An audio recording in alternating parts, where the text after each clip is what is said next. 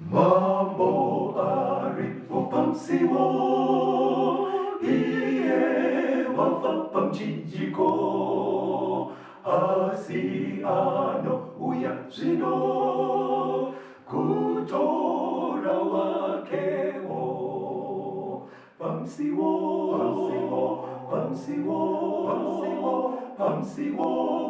unepo pamsiwo Hallelujah, une aripamsiwo. Živone sože kuguja, žino žireko itika, to ona neko kasika,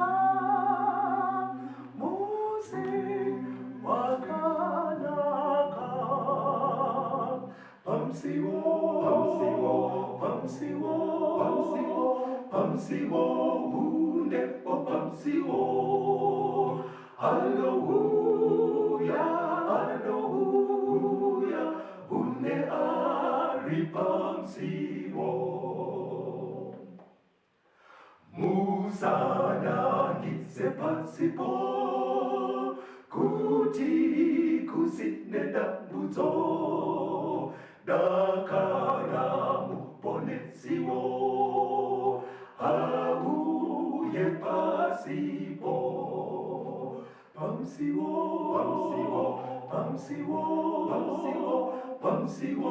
unepo pamsiwo. Hallelujah, une aripamsiwo. Tizomupatsiro ija, tichagara nekugara, kufa kuchawa kusafa, haiberinguwa. Pamsiwo,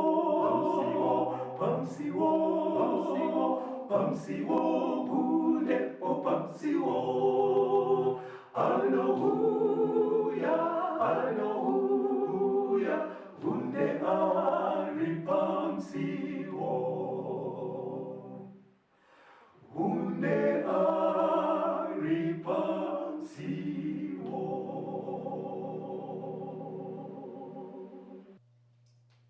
Kwazwai muri yeZimbabwe. Tinokuchingamidzai kuchirongwa chino The Second Coming of Christ, kudzoka kwaKristu kwechipiri, chamunopiwa naPastor Gift Rhodzi veku-North Zimbabwe Conference of the Seventh-day Adventist Church, pamwechete navaCaston Betera, vari Assistant Publishing Director ku-East Zimbabwe Conference of the Seventh-day Adventist Church. Mustudio muno tichange tina Proclaim Rhodzi, achange achiturikira hurukuro dzedu kudziisa into sign language, kuitira hama dzedu vane ma-hearing impairment, madeaf, vanoshandisa maziso pakuona zvese nekunzwa. Vabetera, kwazisai vateereri. Kwazwai vateereri. Welcome to the program, The Second Coming of Christ. Tinoda kutenda. Kana tichitaura pamusoro pe Second Coming of Christ, tiri kutaura pamusoro pevanhu. Nekuti kana pasina vanhu, hapana chikonzero chekuti Jesu angadzoke. Nekuti kudzoka kwaJesu ari kuwira vanhu. He is not coming back for material things. Haasi kuvinga gold, silver, mombe kana mbudzi. Ari kuvinga vanhu vanga vachirarama vachitenda maari. Saka kana tichitaura pamusoro pekudzoka kwaKristu, tiri kutaura pamusoro pevanhu nemagariro avo, magariro avanofanira kuita, zvavanofanira kuita, zvavanofanira kusaita, tichitarisa kwavakabva nekwavari kuenda nemugumo wavo. Ndozvatinenge tichitarisa patinenge tichikurukura tiri patopiki iyoyi, pathimu yedu, The Second Coming of Christ. Saka muchirongwa chino kwamuri muri yeZimbabwe chishuvo chedu ndechekuti dai mumurangariro medu maingazara manzwisisiro aiita madzitateguru edu pakutenda vakatitangira munyaya dzekunamata. Regai tiverengerwe kuna vaHebheru chapter 11 kubva pavhesi ya13 kuenda pa16. Vabetera vachativerengera Hebrews chapter 11 kubva pavhesi ya13 kuenda pavhesi ya16. Tiverengere muranda washo. Ndichaverenga nerurimi rweshona. Verse 13. Ivava vose vakafa vachitenda vasina kupiwa zvipikirwa, asi vakazviona zviri kure, vakazvikwazisa, vakatenda kuti ivo vayeni nevafambi panyika. Nekuti vanotaura zvakadaro vanoratidza kuti vanotsvaka nyika yavo chaiyo. Nekuti kana vairamba vachifunga nyika iyo yavakabva kwairi, vangadai vawana nguva yekudzoka. Asi zvino vanoda imwe inopfuura nekunaka, ndiyo yekudenga. Naizvozvo Mwari haane nyadzi pamusoro pavo, kuti aidzwe Mwari wavo, nekuti wakavagadzirira guta. Panapa tirinzwa kuti vatendi vekare, chimwe chinhu chaigara chakazara mumirangariro yavo, kunzwisisa kuti pano pasi tiri vayeni, pano pasi tiri vafambi, hatigare pano nekusingaperi. Ndo chinhu chavakanzwisisa chekuti kune nyika iri nani, isiri planet Earth, isiri nharaunda dzatigere, kune imwe nyika iri nani. Pano pasi tiri kungorarama zviri temporary. Kufanana zvimwe zvingatibatsira kunyatsonzwisisa, pataikura taitamba mahumbwe. Mahumbwe mazuva ano vara iri rinogona kunge risina kujairika munzvimbo dzese, asi kune dzimwe nzvimbo vanotaura zvekunotamba nematoys, but ese zvese izvozvo zvinogona kudaidzwa muvara rekuti mahumbwe. Kumahumbwe kunotopananwa zvikudyo, mwaitozi ndiwe baba, mwaitozi iwe ndiwe mai, ndisekuru, ndiani. Vanhu vanenge vatori busy vachimhanya kuchibikwa nezvipoto zvavo zvavanenge vachibika vari ikoko. Pavanenge vari busy kudaro vana vachitamba kumahumbwe, vana mai vanenge vachibika kumba. Kumahumbwe unotonzwa kuchirovana, mwakuchema moto, kwaita sei mwana, atora chinhu changu. Ukaswedera padhuze unoona charoverwa chacho, pamwe chivharo chakapera mushonga webhutsu, chakatotsikwa nerori yakauya nemavhu, asi chiri kuroverwa mwana ichocho, ari kunzi chinhu changu. Kwavari zvinenge zvakavakoshera. Panongodaidza amai kuti sadza raibva, zvese zvavanga vachiita nezvavanga vachiti sadza, vanobva vasiya vomhanya kusadza chairo. Saka pano pasi pakunzwisisa kwatakasirwa nevatendi vekudhara, ndekuti tiri kutamba mahondo, tiri kuvarairwa. Hazvina kuipa kuti munhu ave negold, ave nemombe dzake, ave nembudzi dzake, ave nedzimba dzake, as long as maunganidziro aunozviita asingakanganise pamberi paMwari, asingavhiringe zvimiso zvaMwari. Ukazviita zvine mawirirano naMwari, hazvina chakaipa, uri kutamba maumbo ako zvakanaka.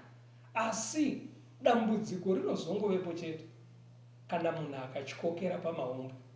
Zviya zvekuti amai vaakudedza kuti chiuyai kumba, munhu anobva aramba, chingave chinhu chinonzwisa urombo kuti munhu abva ati ndakuda kurara kunei, kurara kwanga achitambira maumbo. Saka chii chiri kutaurwa panapa neshoko raMwari? Dai tingafunge muri yeZimbabwe semafungiro akaita vatendi vekudhara, kuti pano pasi kutandara tine kumusha kuri nani, tine nyika iri nani yatichazoenda kana Jesu auya. Ndosaka tichitaura pamusoro pe-second coming of Christ. Tinoda kutenda vateereri. Matsananguriro ari kuita mufundisi ari kuisa pachena kuti kana vari kufananidza upenyu hwedu nemahumbwe, kumahumbwe zveshuwa munogona kusiyana mahumbwe enyu. Vamwe vanototengerwa matoyi musupermarket, vamwe vanogadzira vega. Kungosiyana kwemahumbwe acho maitirwa, asi pakupedzisira vese vana vanozodedzwa kunzi chiuyai kumba. Saka pathimu yatiri kuti the second coming of Christ, tiri kuedza kuburitsa pachena kuti mukusiyana maumbwa atiri kuita, vane matoyi ekushopu vakagadzira vega nguva yatifambei vadikani zvekuti anytime muridzi wedu musiki wedu apadyo nekuuya. But tichiripa papo mufundisi, kuti zvibatsire chinhu chinofanira kuzikanwa neruzhinji, amenoti mungatibatsire here, kudzoka kwaKristu munoda kuzotidzidzisa mukati ari kuinga vanhu pachedu tagara tine mibvunzo inotinetsa. Even ruzhinji rweZimbabwe munogona kubvumirana neni kuti panyika pano pane dzimwe nyaya dzatisati taane mhinduro. Totoda kutomboziva mufundisi kuti upenyu chii, tiri kumboendepi, tikafa zvozodii. There are a lot of issues dzekuti ndaanchifunga kuti mukatanga nekumbotibatsira kutsanangura kuti tizive upenyu chaihwo. Zvekuuya kwaKristu handifunga kuti kuna angarambi, but chiri kutoshamisa vateereri nevakawanda ndechekuti muchiti anouya vanhu vari kungofa, vamwe vachizvarwa, vamwe vachifa vachizvarwa. Pane zvinhu zvinoda kuti mutibatsire semutendi, samufundisi. What is life? What is human life? What is death? Tiri kumboenda kupi? Ndinofunga mibvunzo yahandini ndega, nevateereri vanogona kudaro vaine mibvunzo yakadaro. Tibatsirei. Mibvunzo yakanaka Betera. Ndinovimba kuti mibvunzo iri mupfungwa dzevanhu vakawanda. Patati isusu kana tichitaura pamusoro pesecond coming, tiri kutaura pamusoro pevanhu, nekuti Jesu ari kuvinga vanhu. Kana muchidzidza pamusoro pevanhu, kuti munyatsonzwisisa vanhu, hamugone kuvanzwisisa musina kudzokera kuorigin. Vakabva kupi? Mugotarisa zvakare their destiny, mugumo wavo, vari kunogumira kupi? Ndo zvinokubatsirai kuappreciata zvinoitika pakati apo pekwavakabva nekwavanogumira. Now regai tidzokere kumashure tinoona kwavakabva. Kuna Genesis chapter 2, tiverengere muranda waMwari pavhesi ya 7. Genesis chitsauko 2, uku toda kunonzwa mauwiro akaita munhu, kuti pazonzi pane munhu. Ndo zvinotibatsira kuti kana toteera munhu iye tichitsvaga nekwaanoenda zvinenge zvakatirerukira. Genesis 2 vhesi ndeya 7. Jehovha Mwari akaumba munhu neguruva refu, akafuridzira mweya woupenyu mumhino dzake, munhu akava mweya mupenyu. Pane ndima iyi inogona kudimburwa kuiswa muzvikamu zvitatu. Pari kunzi munhu akaumbwa nefu, ndo chekutanga. Ndobva afuridzirwa mweya weupenyu, ndo chechipiri. Achibva azove mweya mupenyu, ndo chechitatu. Ndizvo zvakaitika pakugadzirwa kwemunhu. Muviri wake wakagadzirwa nefu. Mwari akatora ivhu ndokuumba muviri wemunhu. Auumba wanga uri muviri usina upenyu, usingararami, usingafambi, usina chaunoita. Kuti Mwari aise upenyu mumuviri uya waakanga aumba mumunhu uya, kunonzi Mwari akafuridzira mweya weupenyu. Uri kunzi mweya weupenyu panapa, zvakakosha kuti zvijeke tichiri panapa, kuti isimba rakabva muna Mwari ndo rakagonesa muviri uya wakaumbwa nefu kuti utange kurarama. Simba riya rakabva muna Mwari ndo rakaunza upenyu mumunhu akanga aumbwa nefu. Saka zviviri izvi zvasanganiswa, simba rinoraramisa nemuviri, ndobva zvaita munhu ari chisikwa chipenyu. Munhu akava mupenyu, munhu akava mweya mupenyu. Tichiri papa zvakakosha kuti tibva tasiya tatsimbidzira pfungwa iyi. Mwari haana kufuridzira munhu mweya mupenyu, akafuridzira mweya weupenyu, mweya unokonzera upenyu, mweya unogonesa kurarama munhu achibva azova mweya mupenyu. Pane chimwe chinhu chatoda kuti muone, hativerengei ndima mbiri, Genesis 1 vhesi ya 24 na Genesis 2 vhesi ya 19. Ndima mbiri idzo dzidzi dzine zvimwe zvinhu zvatoda kuti tibatanidze nemunhu nechimiro chake kubva pamavambo. Handitione Genesis 1 verse 24. Ndichaverenga makateerera vateereri. Verse 24. Mwari akati, nyika ngaibereke zvipenyu zvine marudzi azvo, nezvipfuyo zvinokambaira, nemhuka dzenyika zvine marudzi azvo, zvikaita saizvozvo. Panapa tiri kunzwa kuti Mwari akarayira ivhu kuti riburitse mhuka neshiri dzakasiyana-siyana. Rarayirwa ivhu rakateerera izwi raMwari rekusika, nekuti izwi raMwari rine simba rekuburitsa zvinhu. Saka Mwari ataura, pavhu pakabuda mhuka nemarudzi adzo, neshiri nemarudzi adzo, nezvinokambaira zvakasiyana-siyana, ndobva zvabuda. Regai Genesis 2 verse 19 itibatsire kunyatsotsanangura zvakaitika ipapa. Jehovha Mwari akaumba nevhu mhuka dzose dzesango neshiri dzose dzedenga, akadziisa kumunhu kuti aone kuti uchadzitumidza mazita api.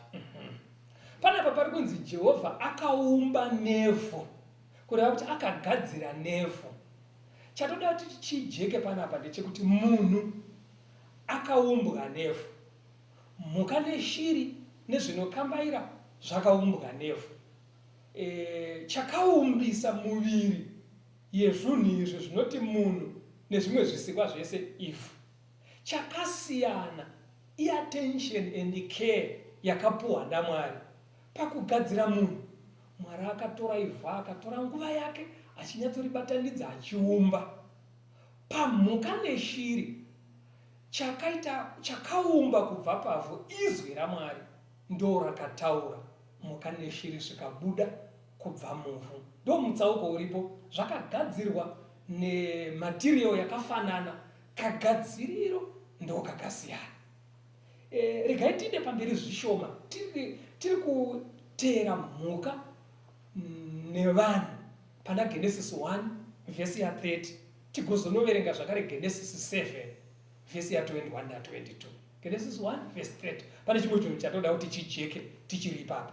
Mhuka dzose dzenyika neshiri dzose dzedenga, zvipenyu zvose zvinokambaira panyika, zvino mweya weupenyu, ndakazvipa miriwo yese minyoro kuti zvive zvekudya zvazvo, zvikaita saizvozvo. Panapa pari kunzi mhuka nezvinokambaira panyika zvine mweya weupenyu. Ngatibatei ipapo. Munhu paakaumbwa nevhu akafuridzirwa mweya weupenyu. Pano mhuka dzakabva pavhu kuburikidza neshoko raMwari rakataura, dziri kunzi dzine mweya weupenyu. Tinoona kufanana zvakare pamuviri wemhuka nemuviri wemunhu zvakafanana. Pane chinoraramisa mhuka nechinoraramisa munhu zvakafanana zvakare. Regai tinzwe Genesis. Panogona kudaro pane mubvunzo kuvateereri vedu. Very good. Muri kutsimbidzira here kuti masikirwo evanhu neemhuka changosiyana iattention? Mukure here kuti tikavheneka miri wemunhu newemombe, machemicals anowanikwa munhu ndo ari mumombe zvakada kuda? Mukure here? Ndanzwa muchiti zvese kuvhu, munhu kuvhu, mukati mhuka futi dzakapiwa mweya weupenyu, ndo breath of life handiti?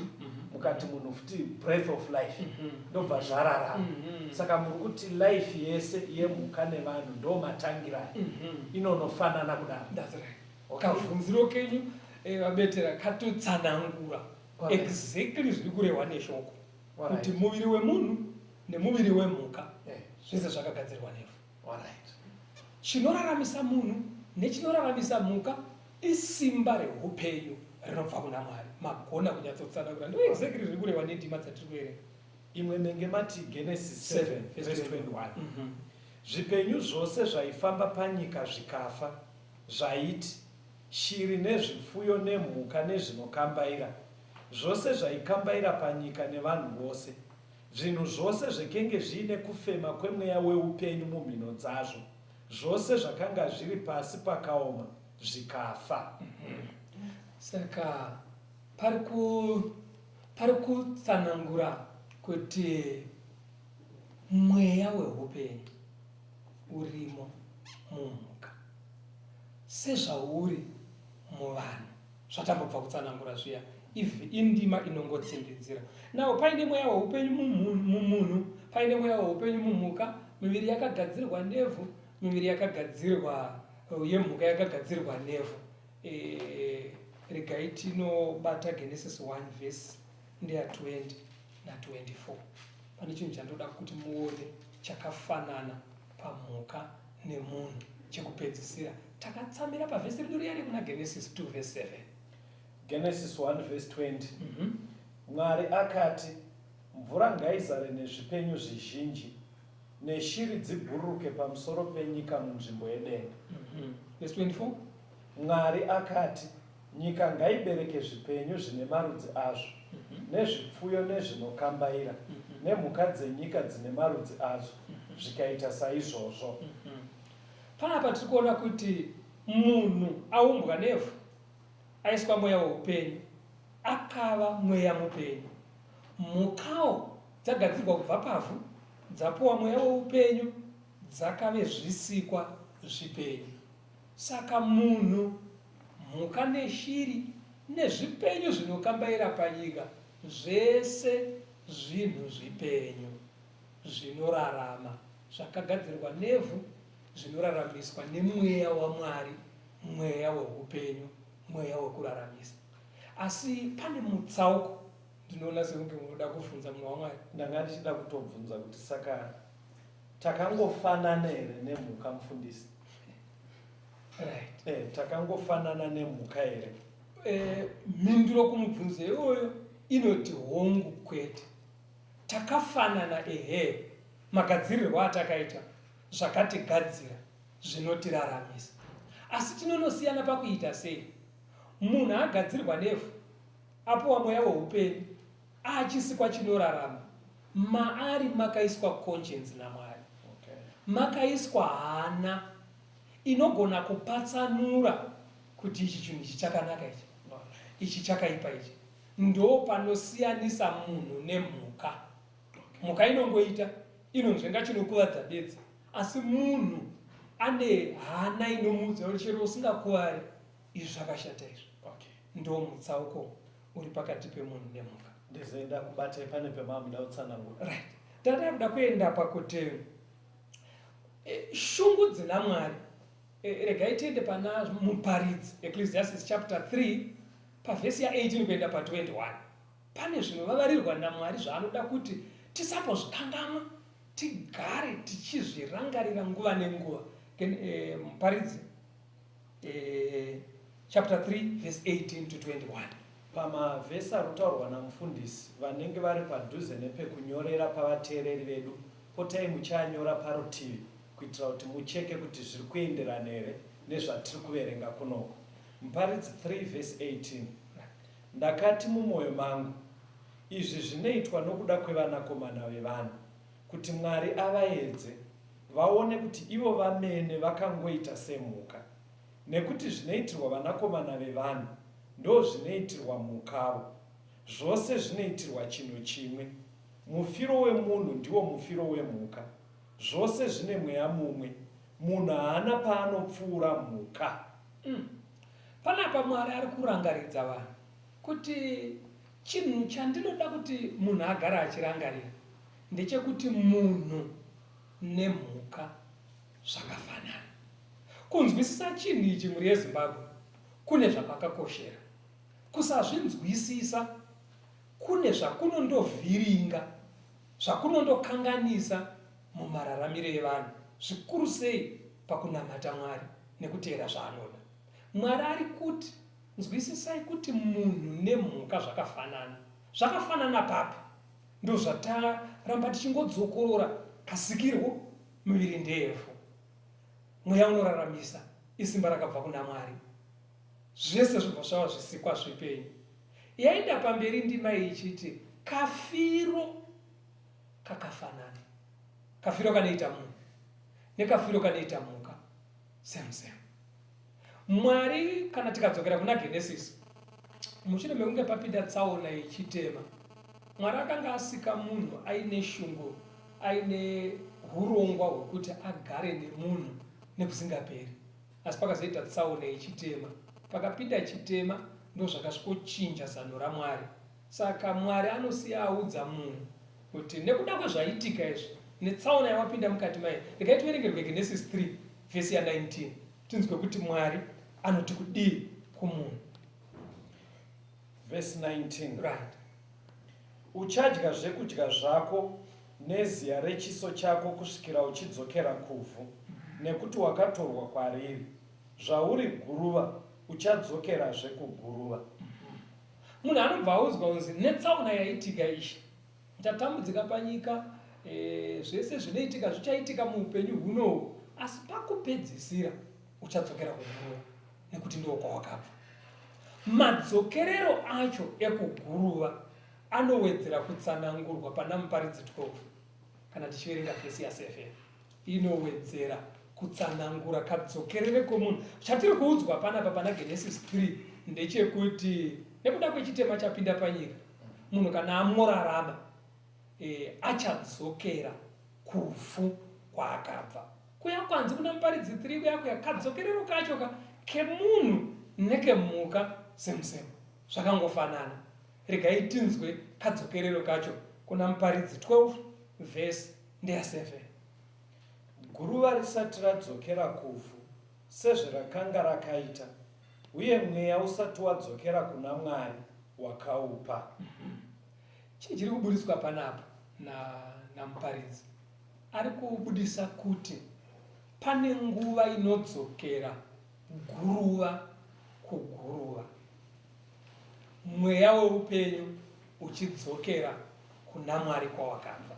Chiri kunzi guruva rinodzokera kwarakabva mhuri yeZimbabwe miviri yedu, nekuti muviri wakagadzirwa nevhu, wakaumbwa neguruva revhu.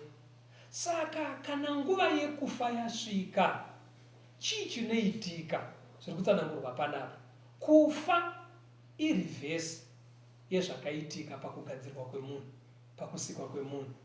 Zvakauya pamwe chete munhu achigadzirwa zvinoparadzana, chimwe nechimwe chichidzokera kwachaimbove munhu asati avepo. Chimiro chakanga chiripo munhu asati aapo, kusavepo kwaivepo kwemunhu asati asikwa ndokunovepo kana munhu achinge afa. Ndosaka muchiona pari kunzi kuguruva ndokwaunodzokera. Saka muchiona tichitakura hama dzedu kana dzafa, tichienda nadzo kunzvimbo yekunodziradzika, tichienda nadzo kumarinda tonofudzira. Makuva anogona kusiyana kwaanoitirwa nekudhura kwawo, makofini anogona kusiyana nemitengo yawo, asi kana tasvika ikoko chinhu chimwe chete chakafanana ndechekuti muviri wemunhu, wedha wemupfumi, wemurombo, akafunda asina kufunda, miviri yedu iguruva unodzokera kuguruva kwawakabva. Ndozviri kutaura Bhaibheri. Chazosa yes, ndiri kukunzwa mufundisi. Munyika yedu yeZimbabwe nekuvateereri vedu akawanda, pfungwa yamuri kutsanangura yakanaka. I think pamuri kuenderana nechidzidzo, trayai kuti batsira mufundisi pakuti pakudzokera kweguruva hapana dambudziko stereki kana kwandiriwo kana kuvateereri. Apo pari kunzi mweya unoenda kuna Mwari apo ndo panenge pasina kujeka. Ini ndakunzwa yangu nekuti ndiri nemi mustudio, ndokumbira imbopaitai futi ipapapo pechitunha tinotoenda nacho zveshuwa kugraveyard, but pekuti mweya unoenda kuna Mwari akaupa, ndo simba riya reupenyu here rangotorwa naMwari, kana kuti pane mumwe mweya uri kuenda, maybe pamwe muchazvikavha kumberi, asi panoda kuti patijekei zvakanyanya. Mweya uri kunzi unodzokera kuna Mwari akaupa. Yes. Kana muchida kunzwisisa kuti mweya upi, unodzokera pana Genesis 2 pavhesi ya7. Ndo panzi Mwari akaumba munhu neguruva revhu. Mutumbi uyu ndo watiri kuenda nawo, wamati vabetera, hapana ane dambudziko, nekuti tinouona tichienda nawo. Chiri kunzi mweya unodzokera kuna Mwari ndouya wakafuridzirwa mumuviri naMwari kuti paite upenyu. Mweya uya wakakonzera kuti munhu ararame. Simba irori yari yarakabva muna Mwari.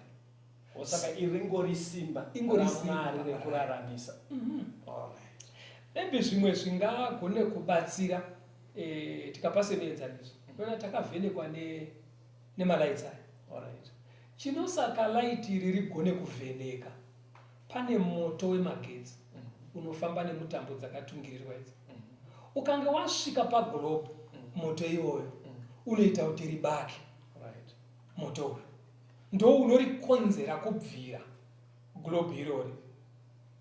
Saka moto uyu ukaswichwa off, ukadzimwa, ukabviswa, globe rinobva radzima.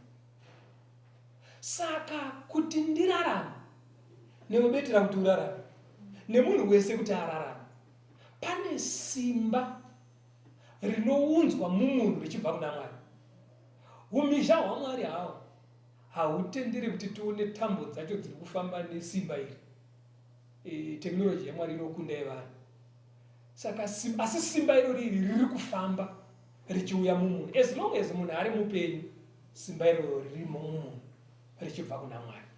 Kana nguva yakwana yekuti munhu afe, zviri kunzi simba iri rinodzokera kuna Mwari. Chadzokera isimba ranga richiraramisa, sekudzokera kunongoita moto wemagetsi musosi mawo pobva padzima, hakuisina muchina uchabatira kana simba riya raenda.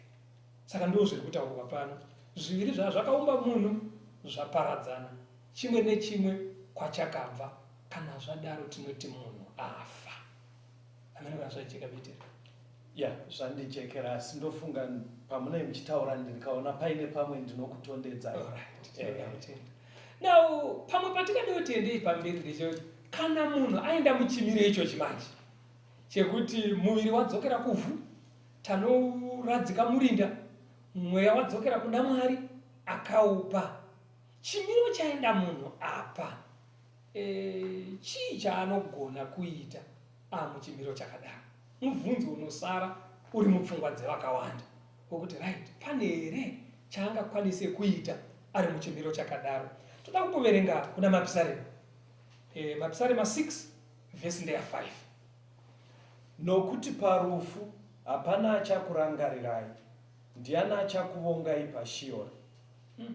Panapa pari kunzi nemunyori waMapisarema, parufu kureva kuti kana munhu afa hakuna achagona kukurangarira. Ari kutaura naMwari.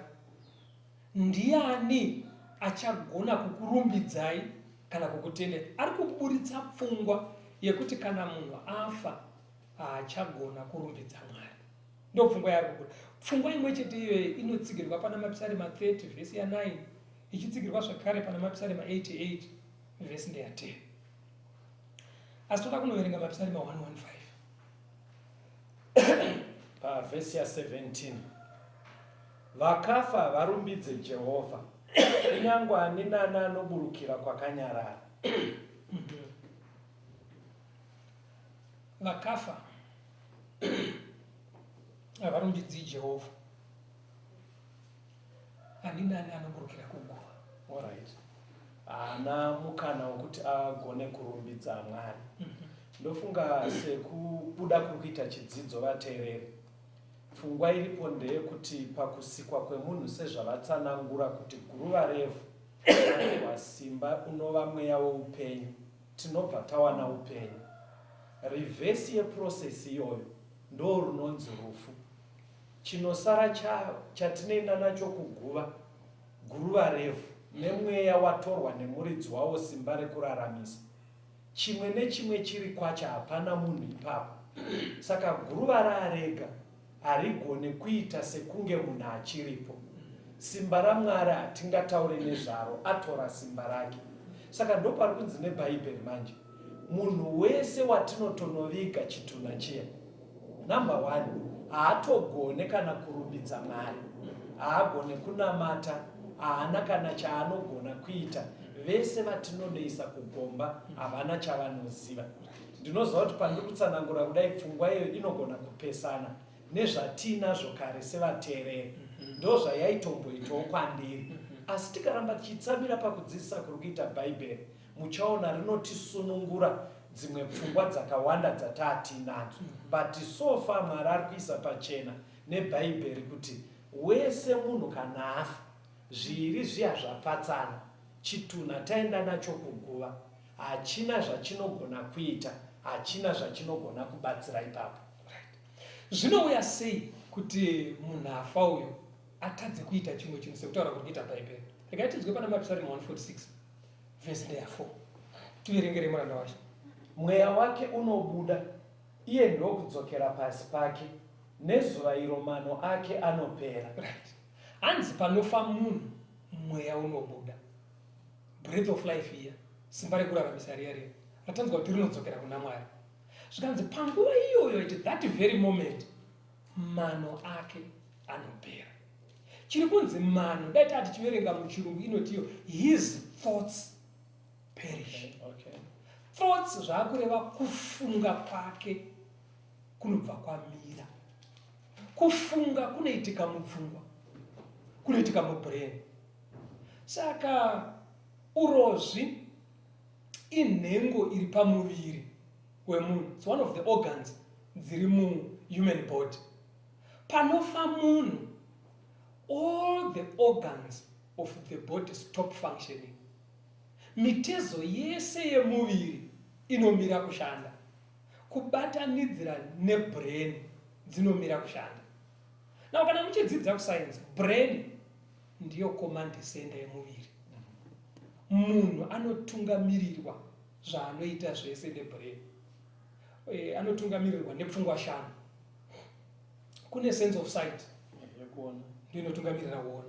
Kune sense of hearing ndiyo inotungamirira munhu kuti agone kunzwa. Kune sense of smell ndiyo inobatsira munhu kunhuhwidza. Kune sense of taste ndiyo inobatsira kuravira zvokudya mukana. Kune sense of touch pakubata, feeling. Masenses ese aya ari 5 anoshanda zvichibva mubrain. Saka panofa munhu, hanzi kufunga kwake kunobva kwamira, kureva kuti pfungwa shanu idzi dzinomira kushanda. Saka kana dzamira kushanda, ngazvijeke kuti kana pfungwa shanu idzi dzamira, sense of sight yamira, munhu achagona kuona. Sense of hearing haichashandi, munhu achagona kunzwa. Sense of touch nedzimwe pfungwa dzese dzinobva dzamira kuti kwa, munhu achashanda, hadzichashandi pfungwa dziya idzi. Saka kana munhu asisaone manje, pfungwa dzamira, ndo zviri kunzi haachagona kurumbidza Mwari. Nekuti munhu ano yes pari kujeka mufundisi. Yes.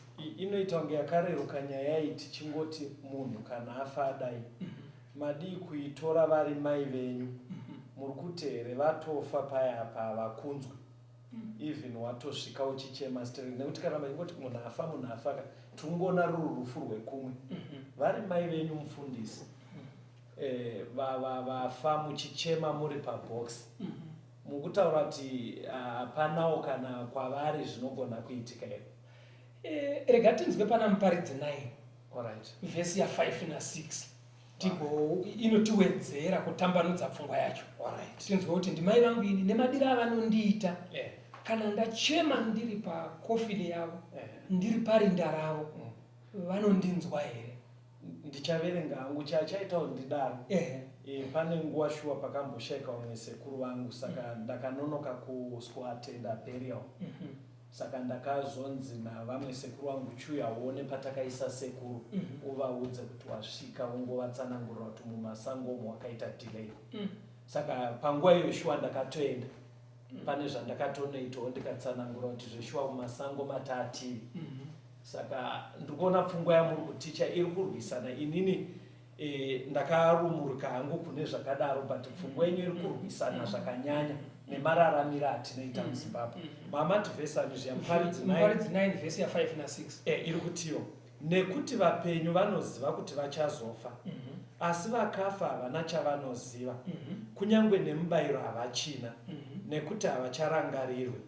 Rudo rwavo nekuvenga kwavo negodo ravo zvose zvanguva zvapera hazvo, havachina mugovi nekusingaperi pazvose zvinoitwa pasi pezuva. Panapa pari kunzi kana munhu afa kunyange anga aine rudo betera, rudo rwake runoguma musi waafa. Nekuti munhu adeka zviri kubva mumwoyo, asi mafeelings aya haagone kuramba aripo kana pfungwa dzamira kushanda, nekuti munhu pakuda anoshandisa pfungwa dzake, anoda nepfungwa. Saka zviri kunzi zvaaisigona kuita ari mupenyu kana afa achagona kuita, nekuti nzewe, sense of hearing, yamira. Saka iwe kana ukanotaura uri paguva raamai, amai havakunzwi, hazvina zvazvinoita kwavari. Wandirangaridza zvakamboitika rimwe gore tiri kumusha, taenda kunobopa mombe nasekuru. Sekuru vakapingirishwa nevhiri rebhasikoro, saka zvakavabhowa, saka vakadzoka vachimhanya netsvimbo nokuskorova vhiri riya rutatu kuti vhiri rebhasikoro harina zvarakanzwa. Asi ivo ndakaona vakuenda vasungunuka. Chii chakavasununguka? Kuti shungu dzanga dzirimo vagona kudziexpressa nekurova kutsonda vhiri iri. Saka akabatsirika ndivo, vhiri harina zvarakaita. Saka ukaenda parinda remunhu afa kana pakofini pake, nzeve dzake dzavharika, haachanzwi, maziso ake haachaona. Ukataura kukofini, ukataura paguva, hatingati hazvina zvazvinoshanda, zvinobatsira iwewe, kwete nekuti wanzikwa neakafa, aiwa, nekuti iwewe unotanga kuita feeling yekuti ndataura, sezvakaita sekuru vachirova vhiri risina kugona kunzwa kurwadziwa. Saka munhu kana afa haagone zvachose kunzwa. Inzwa pana Isaiah 38 unzwe verse 18 na 19. Nekuti shiora harigone kukuvongai, rufu harugone kukurumbidzai, vanoburukira kugomba havagone kutarira zvokwadi yenyu. Mupenyu ndiye achakuvongai sezvandinoita nhasi. Panapa pari kunzi kana munhu aenda kuguva haachagona kurumbidza Mwari. Nawo indorangarira tichikura taita zvekupira zvawanga uchataura izvibetera. Ende taiti kana taakufamba, wakuda kufamba rwendo, maienda mumba, vana sekuru vana mbuya voenda kuchikuva, kutanga kuombera. Saka vanoombera vachidaidza hama dzakafa kare, madzisekuru nemazita avo, vachienderana nekukura kwavo, ningi chiudza ningi wotaurira ningi woudza ningi, moudzana mese ikoko munotisvitsira kuna Musikavanhu. Mwana akuenda mumasango anoda kutungamirirwa nekusaurirwa nemi. Panguva idzodzo taiti kana zvaitwa wainzwa kuti ndaakutungamira. Asi nekuzarura kuri kuita shoko raMwari kuti kana munhu afa haagone kutaura naMwari, haagone kusvika padhuze naMwari kana munhu achinge afa. Saka vese vainzi moudzana vaya munosvitsa kuna Mwari, zvaingova mukunzwisisa kwedu, mukunzwisisa kwaana sekuru nana mbuya. Asi vaya vakafa vaya hapana chavainzwa, hapana. Mwari akasika munhu itogona kuitirana nhare isusu sevanhu achiti anonzwa achiti haanzwi, asi Mwari akasika munhu wacho ndiye anototaura kuti ano kana zvasvika apa wandakagadzira inini haachanzwa. Saka unogona kusara uine nharo ndakambonoudza sekuru wangu, ndakandoudza tete wangu zvikandifambira, but Mwari akasika tete vacho, akasika sekuru vacho kuti no, pavasvika apa havachanzwi. Saka inoona sekuti zviri waizika, ngatisiyei pfungwa dzedu isusu nezvatakamba experience, tidzokere kuna akasika tonoteerera kwaari iye, because ndiye anoziva magadziriro nemajoinisiro akaita. Unoziva kuti vanoziva nezvemota anogona kutaura kuti apa yasvika apa mudhara mauda kutotenga injini nyowani.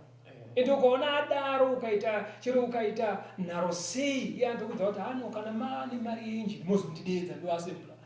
Anenge achinatsoziva kuti pasvika injini apa hazvichaita, chero iwe uchiona yakagezwa yakachena, but haichaite. Saka Mwari ndiye ari kuti kana zvasvika apa munhu ana zvaachaita sei, zvaachanzwa. Ende inzwa futi tiri panyaya yako inzwa pana Job 14 verse 21. Job 14 verse 21. Right. vana vake vanokudzwa iye asingazive, vanoderedzwa asi aone vachiitirwa izvozvo. Panapa ndikafa inini panapa Castor. Yes. Mukunda wangu akarohwa, akasara akarohwa nemurume. Bhaibheri rinoti handioni achirohwa. Chirakarambwa handizvioni kuti adzoka kumba. Kana mwana wangu akasara akapasa chikoro, akaita munhu mukuru pakambani, akawana basa rinoshamisa, ina handizvioni izvozvo kuti mwana akubasa. Zvinotoonekwa nevapenyu vakasara. Ndozviri kutaura Bhaibheri. Saka Bhaibheri rinonatsoisa pachena kuti kana munhu achinge afa, vasara kunze hapasisina communication, haachaziwe zviri kuitika pakati pedu. Ndokutaura kweBhaibheri. Panogona kunge paine zvinhu zvatakaona, zvatakasangana nazvo zvaiuya muzita revanhu vakafa, asi ngatimbotangirai pekutanga pari kunzi kana munhu afa, izvozvo zvese nezvamakambonzwa nezvamakamboexperienza nemi vakateerera, chero nezvimwe zvacho makatozviita nezuro muzita remunhu akafa, akasika munhu ari kuti akafa. Pamuri kutaura kudaro ka, Yes. pane zvakaitika manje manje. Right. Ndikuona ndima yamataura iyi. Handizoti paive nesurprise graduation. Saka musikana aigraduate aitwa surprise, mama vake vaiva sofa kare. Saka pakunzi surprise akazopiwa kanguva kekupa speech kuti atsanangure, munozwa unenge uchifara usiri kuzvifungidzira. Chinji akatanga kutaura achichema, achichema akabva ati, I knew mommy, you will always be by my side. I want to thank you mommy. Vaya vanga vafa kare vaya. Saka muchaona kuti kudzidzisa kuri kuita Bhaibheri manje, maitiro amawaya nechidzidzo ichi ari kubva asikopesana nekurarama kuzhinji kwatinako, zvekuti ndingatoda kupa kurudziro kwamuri vateereri vari kuteerera kuti kuri kwekuti hedu tinoda kuteedzera kutaura kweBhaibheri raMwari. Muchaona zvinhu zvizhinji zvatiri kana kuti zvatarerwa nazvo zvinonopikisana nematsanangure eiye akatisika. Akatisika ari kuisa pachena kuti munhu anofa. Pazvinongoparadzana mweya weupenyu nemutumbi, hapasisina kufunga, hapana kunzwa, hapana kuona, hapana kufila. Even kunyange tikatsanangura kuti tinzwewo vakaenda kare, Bhaibheri riri kuramba richidaro. Chidzidzo chisiri chekutoti anga achidaro uri kukondema. Aiyo, ndosaka zvidzidzo zvichiuya kuitira kuti Mwari anoziva kuti dzimwe nguva izvi zvenge zvisina kujekera munhu. Saka tiri kudai zvekuti irombo rakanaka kune vari kuteerera. Nyorai ndima dzese pasi idzi kuitira kuti patinoramba ichifamba nemapurogiramu akadai, mibvunzo yese inouya inogona kuatendwa zvakanaka. Mwari otibatsira. Donzo nderei? The second coming of Christ is about. Tiri kushuvira kuti panouya Kristu, sezvo ari kuinga vanhu, tiwanikwe tese takagadzirira tichirarama sezvaanotarisira. Mufundisi, pane nyaya yandoda kuti mupedze muchiitsanangura iri kubva yaita kuti, because kudzidzisa kwatiri kuita ruzhinji rwakateerera kunonge kunobva kwakuunisa, because tikada kufunga nyika ino kubva ichisikwa, ndofunga munotenda mukusikwa, hamusi kune zveevolution. Handiti kuti takabva kumakudo, ndaona madzidzisiro amuri kuita muri kubva mavharira nyaya idzodzo kuti saka mukatarisa kwakabva nyika nepatari, mufundisi pafiwa, vanhu vafa, zvokuti ndikuedza kufunga kuti pamuri kuti Kristu achadzoka achinga vanhu, nekuti vanhu vapenyu iye zvinoka nevakafa pastor, panoda, because zvazviri ukatarisa kwatabva zvinotodya rakapfungwa. Saka muchiona vanhu vakawanda vachiti iwe ndisiye zvangu ndifare kufa kwakauya. Ari mukona, because ari kutoonawo zvishuwa kuti kwabviwa nevafa vati wandei. Pfungwa yenyu shoko raMwari riripo here pakungototudza kuti zvapera zvapera, because ndo zvamunenge muri kutsimbidzira kuti kutofa hapana kunzwa, zvapera zvapera. Muri kuti kudii mufundisi? Mubvunzo wakanaka Castor wauri kubvunza. Kufa zvinoitika ndo zvatsanangura shoko iri, asi tikagumira ipapo zvinobva zvapedza tariro muvanhu. Asi tikadzokera kuBhaibheri manje rinonotiudza kuti seri kwerufu kudei. 1 vakorinde 15 rega tigume nekuverenga iyo vhesi ya16 kuenda pa19. Teerere zvakanaka vateereri munzwe pandima iyoyi. 1 vakorinde chapter 15 vhesi ndeya 16 kuenda pa19. Nokuti kana vakafa vasingamutswi, kana Kristu haana kumutswawo. Kana Kristu asina kumutswa, kutenda kwenyu hakuna maturo, muchiri muzvivi zvenyu. Zvino naivo vakafa muna Kristu vakarashikawo. Kana tiine tariro kuna Kristu, paupenyu uhu bedzi tinonzwisa urombo kukunda vanhu vose. Panapa pari kunzi fokasi yedu pakurarama ikava yemuupenyu huno, ndoda kuzodai ndotenga munda wangu, ndobva ndaurima, ndoisa mombe dzangu, ndoisa maprojekti ewo, ndobva ndavaka imba yangu, ndodai ndoendesa mwana wangu kuchikoro, obva aita dokta, obva aita chii, ndopongogumira pfungwa ipapo chete. Pari kunzi pfungwa dzedu dzikagumira pane zviri muno munyika muno mbedzi, atonzwisa urombo semwana abatwa nehope ari kumahombwe aramba kudzoka kumba, zvinonzwisa urombo nekuti magumo akadaro haana zvaanobatsira.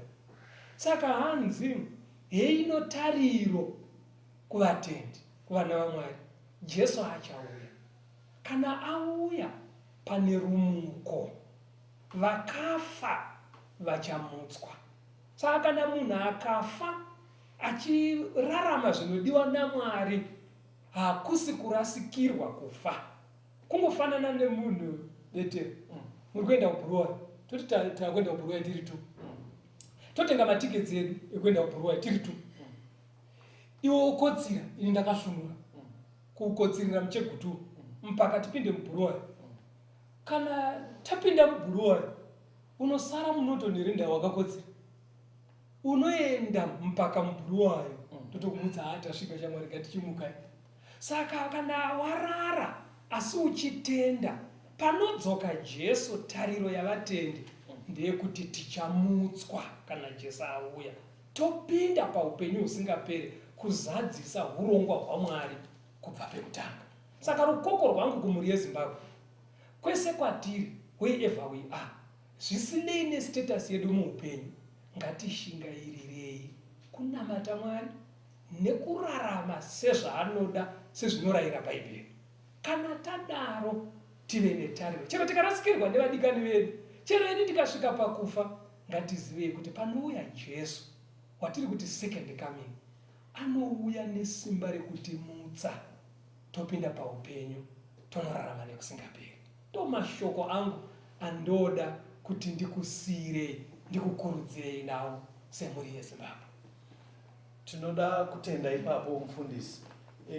Pamataura kudai ndakambokunzwa pane imwe nzvimbo pamaiparidza, ndaifunga kuti muchazvidzokorora. Pamaitsanangura kuti kana muri muexam, uri kunyora pepa rako, wanyora maanza ari right, invigilator obva ati stop, maizi yakanyaya.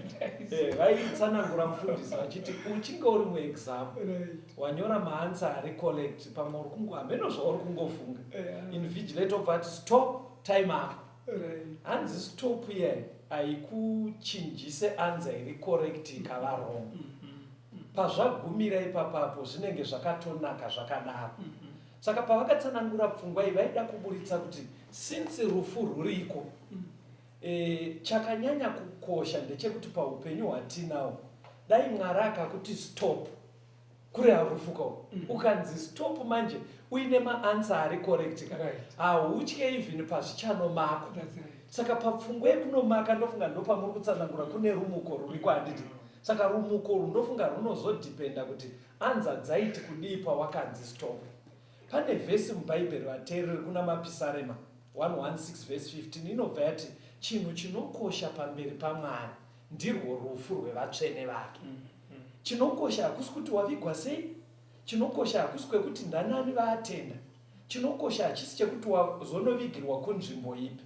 Since taona nyaya yekuti zveshuwa ukafa hapana chaunoziva, ichokwadi, but Mwari nengali yekuti kune rumuko ruri mberi, hatichishingaira ivana vaMwari, rumuko rwamushuwa ruri pasecond coming. Hatichishingaira yekuti paanouya tiwanikwe tiri vanhu vakazvigadzirira kuitira kuti tigokwanisa kuponeseka. Maybe mufundisi muchioneka vateereri, kudzidzisa kwatiri kuita kunogona kwakuri kuine vari kuteerera vane mibvunzo vanenge vachida kuziva kuti voita sei vapindurwe, vanofona kuno kustudio here kana kuti mune marongero amakaita kuti vagone kuwana mhinduro. Uye kana muchigona munogona kuvaudza kuti panext program yedu tinei tiri kudzidza tichifamba takaita sei, nekuti zvandandichifunga maonero angu hameno imi vari kuteerera, ndandichifunga kuti zvidzidzo izvo hazvidi kuti ungoteerera uri wega. Waigona kuti patiri kusangana panext program unouya neshamwari yako, mogara mese, whether uri kuteerera paredhiyo kana uri kuona patelevision, modzidza muri mese. Pamashaya mhinduro monyora muri mese mibvunzo yosvika kuno. Ndofunga vana arrangement mufundisi yekuti tione kuti mibvunzo iyoyo ingapindurwe nemutoo upi. But unenge waita chinhu chakanaka muteereri, ukatsvaga shamwari yako, zvidzidzo izvi tinazvo kwenguva yakati rebei, feel free kuramba muchijoina program inoyi. Mufundisi onekanai nevateereri. Tinoda kutenda vanogona kunge vaita mubvunzo, tsvakai kunharaunda kwamugere, kana uine hama kana shamwari kana neighbor anopinda sangano rema7th Day Adventist, enda kwaari unomuti pane zvakabuda paredhiyo kana patv, ndine mubvunzo uyu. Vanoziva kuti vanokulingai sei nerubatsiro kuti muwane mhinduro.